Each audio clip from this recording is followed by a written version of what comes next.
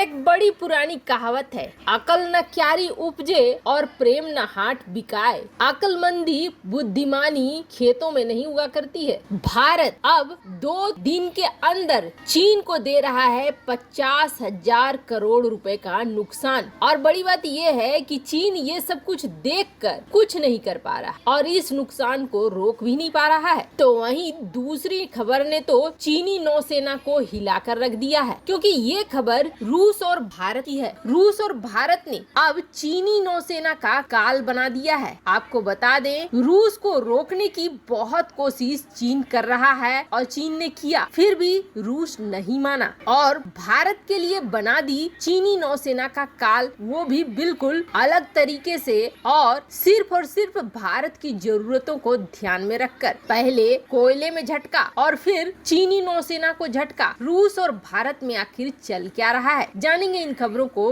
विस्तार से। चीन और भारत का विवाद जब से शुरू हुआ है तब से एक चीज बहुत अच्छी हुई है और वो चीज ये अच्छी हुई है कि भारत के आम इंसान की भी आंखें खुली है और अपने देश के हित और अहित के बारे में सोचना उन्होंने शुरू कर दिया है। अब मात्र ये 3-4 दिन के अंदर भारत के आम नागरिक 2 लाख करोड़ रुपए खर्च करेंगे, लेकिन इनमें से 1 रुपया भी चीन को नहीं जाएगा। और ये जो 2 लाख करोड़ रुपए का आंकड़ा है, ये सिर्फ और सिर्फ 20 ऐसे शहरों में सर्वे के बाद पाया गया है जो वित्तीय शहर है, यानी महत्वपूर्ण आर्थिक केंद्र जो शहर हैं, उनको लेकर ये रिपोर्ट जारी किया गया है। अगर पूरे भारत की कहें तो बहुत ही बड़ा अमाउंट होगा। पिछले साल से ही जो भारत में लोगों के बीच आक्रोश पैदा हुआ और भारतीय व्यापारियों के संघ कैट ने भी जिसमें साथ दे दिया और चीन से त्योहारों के सीजन वाले सामान तो मंगाने सीधे बंद कर दिए, जिसकी वजह से जहां पिछले साल चीन को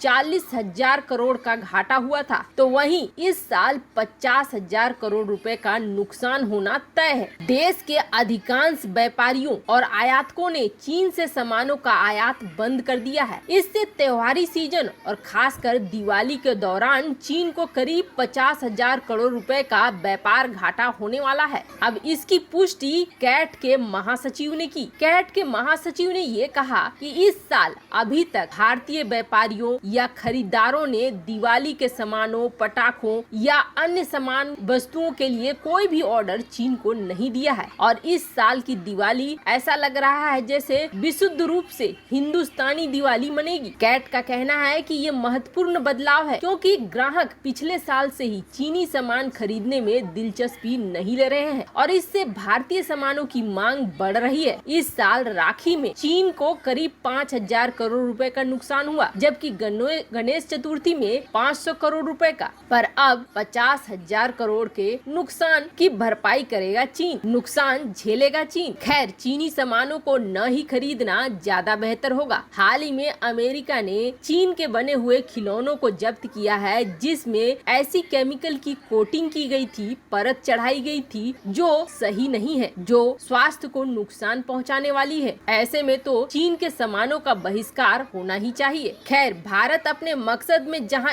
एक तरफ कामयाब हो रहा है और चीन को आर्थिक चोट दे रहा है, तो वहीं दूसरी तरफ ऐसा नहीं है कि रणनीतिक या युद्ध के लिए तैयारियां नहीं कर रहा है। भारत अब वो चोट दे रहा है चीन को जो उसे समझ में नहीं आएगा कि आखिर हो क्या रहा है। रूस ने हाल ही में ये बयान दिया था कि चीन हमारा सबसे विश्वासी पार्टनर है, जिसके बाद ग्लोबल टाइम्स ने पुतिन के इस बयान का पूरा ढिंढोरा पीटना शुरू कर दिया। कई मंत्रियों ने पुतिन के इस ट्वीट को आगे बढ़ाना शुरू कर दिया, लेकिन कथनी और करनी में अंतर होता है। करनी तो कुछ और ही दिख रही है। करनी तो ये दिख रही है कि चीनी नौसेना को बर्बाद करने के लिए भारत को पूरी मदद कर रहा है रूस, चाहे हिंद महासागर का क्षेत्र हो या दक्षिण चीन सागर का क्षेत्र हो। चीन ने सबसे पहले ध्यान दिया था अपनी नौसेना को मजबूत बनाने में और नौसेना को बड़ा बनाने में, ताकि ज्यादा से ज्यादा क्षेत्रों पर वो नजर रख सके, कब्जा कर सके। समंदर कई चीजों का अकूत खजाना है, इसलिए इस पे काबू करने के लिए चीन को बड़ी संख्या में नौसेना चाहिए थे, हथियार चाहिए थे और यही चीन ने किया। चीन ने अपने नौसेना पर इतना ध्यान दिया कि इस वक्त जहां चीन के पास 43 फ्रिगेट्स हैं, तो भारत के पास 20 से भी कम है। और पाकिस्तान की बात करें तो खैर पाकिस्तान के पास 5 है और वो भी भारत के सामने टुच्चे ही है। पर चीन की नौसेना बड़ी है, फ्रिगेट्स बड़े हैं, उसके एयरक्राफ्ट भी ज्यादा हैं। ये चीजें जरूर है, चाहे उनकी क्वालिटी कुछ भी हो, और वो जब असल जंग में उतरेंगे तभी उनकी क्वालिटी पता चलेगी। पर भारत ने इसके जवाब देने की तैयारी जोर शोर से शुरू कर दी है। जहां प्रोजेक्ट 75I के तहत सबमरीन्स के लिए भारत आगे बढ़ रहा है और अपने खुद के एयरक्राफ्ट कैरियर के लिए भी आगे बढ़ रहा है, तो दूसरी तरफ रूस का जानी दुश्मन दोनों ने मिलकर भारत के लिए काम किया। वैसे भारत को बहुत पापड़ बेलने पड़े, लेकिन भारत मनाने में कामयाब रहा। दरअसल रूस और यूक्रेन में बनती नहीं है, और जब हम वारशिप की बात करते हैं तो वारशिप के मामले में यूक्रेन के इंजन सबसे सही होते हैं, बाकी कंपोनेंट भले रूस के सही हों। अब ऐसे में रूस और यूक्रेन जो दोनों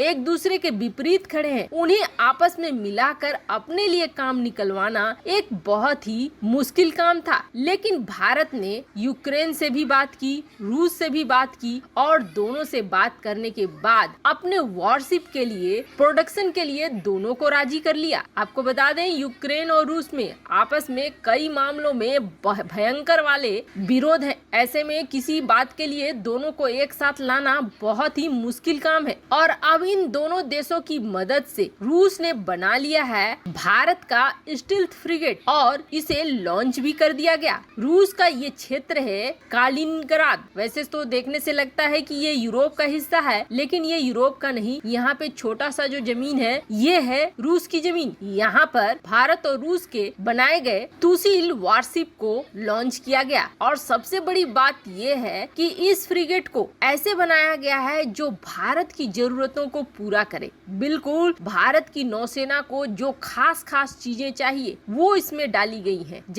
जैसे कि सबसे बड़ी बात है कि इसमें स्टील्थ टेक्नोलॉजी है। दूसरी बड़ी बात है कि इसमें सरफेस टू सरफेस मिसाइल लगाने की भी सुविधा है, सोनार सिस्टम है, सरफेस सर्विलांस रडार है, कम्युनिकेशन सूट है, और Russian surface to air missile gun mounts वगैरह लगे हुए हैं। मतलब चीनी रडार के पकड़ में ये ना के बराबर आएगा। अब 2 इस तरह के वॉरशिप बनने हैं और बाकी फिर भारत में बनने हैं। रूस जो भी टाइमलाइन दे रहा है उससे पहले ही भारत को उसके हथियारों को दे रहा है, जो साफ बता रहा है कि रूस बाहर से भले ये कह दे कि चीन उसका सबसे विश्वासी पार्टनर है, लेकिन भारत के लिए रूस के पॉलिसी में एक अहम जगह है। जबकि चीन ये चाहता है कि इन चीजों में काफी डिले हो, पर रूस उसे टाइम से पहले दे रहा है। वैसे क्या आप सहमत हैं? चीन का कोई भी सामान भारत को नहीं खरीदना चाहिए। धीरे धीरे सारे आयात जो चीन से होते हैं